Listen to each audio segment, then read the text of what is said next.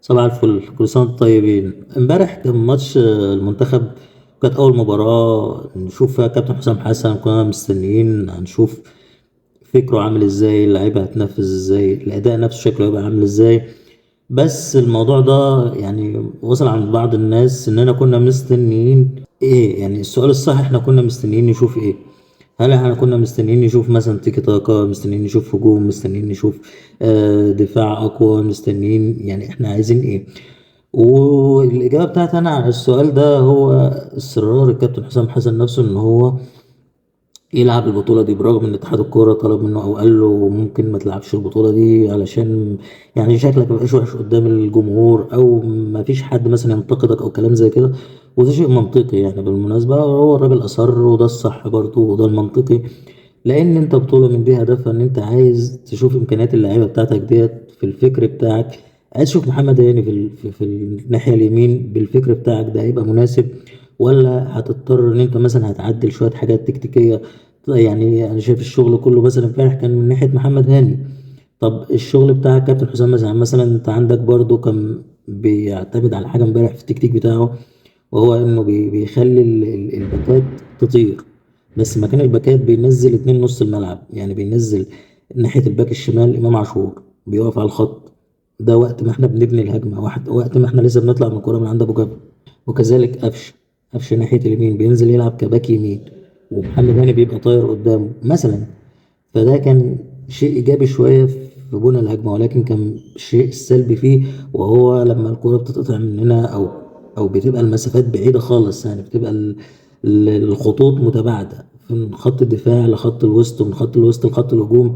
فدي حاجات كلها انت محتاج تشوفها على ارض الواقع. نظريا انت تحط تكتيك كويس بتاعك وهتبقى يعني عارف انت عايز ايه وكل حاجه، ولكن على ارض الواقع الموضوع بقى يختلف، ودي فايده بطوله زي كده. وانا شايف ان بالرغم من كل المشاكل دي، الا ان في النهايه يعني الشكل ما كانش وحش. انت كنت قادر تتعامل مع نيوزيلندا اللي هي مش اقوى حاجه، ولكن هي بتلعب كره حديثه، الكره السريعه، الكره المباشره.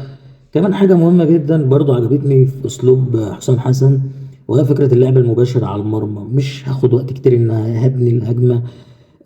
كان في بعض السلبيات شويه في نص الملعب، انت بتاخد الكرة وبعدين ترجع بالكرة لورا، يبقى عندك محمد حمدي يطلع بالكرة وبعدين لازم يرجع بقى لورا، ما يعرفش يلعب ايجابي على المرمى. فكل دي حاجات فرديا انت هتشوف لعيبه فرديا مثلا في حاجات فيها عايزه تتغير.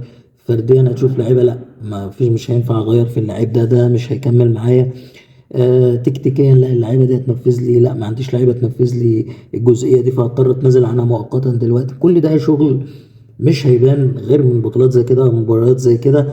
فيعني مش هتكلم في اكتر من كده في تفاصيل في المباراه وفي غيره. طبعا أسوأ حاجة حصلت في المباراة امبارح وهي إصابة إمام عاشور.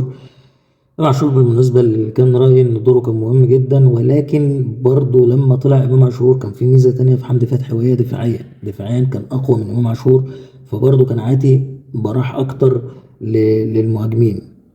لكن إمام برضه تقدر تتكلم، لا إمام بيدخل المنطقة هجوميا في التحركات ده لما بيبقى مش مع الكورة. لما بيبقى معاه الكورة هو بيصنع، هو بيوصلك للجون، هو بيعرف يحافظ على الكورة، بيعرف يتعامل تحت ضغط. فدي حاجات كلها زي ما قلت، انت فرديا هتشوف اللعيبة، جماعيا برضو انت هتشوف الأداء. هتشوف انت ايه اللعيبة ده تقدر تنفذ لك كام في المية من الشكل اللي انت عايزه. هتشوف انت مضطر تتنازل عن قد ايه.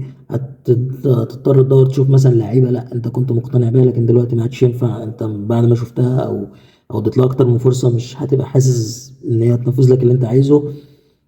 لعيبه تانية لا انت حاسس ان انت محتاج تشتغل على اللعيب الفلاني في الحته الفلانيه. محمد هاني دفاعيا هل هتقدر تكمل بيه؟ هل هتعدل في لعبه حاجات؟ هل هتوظف لعيبه جنبه بشكل معين بحيث ان هم يداروا عيوبه دفاعيا؟ هل اصلا مش هتحتاج محمد هاني؟ هي دي ميزه المباريات اللي زي كده.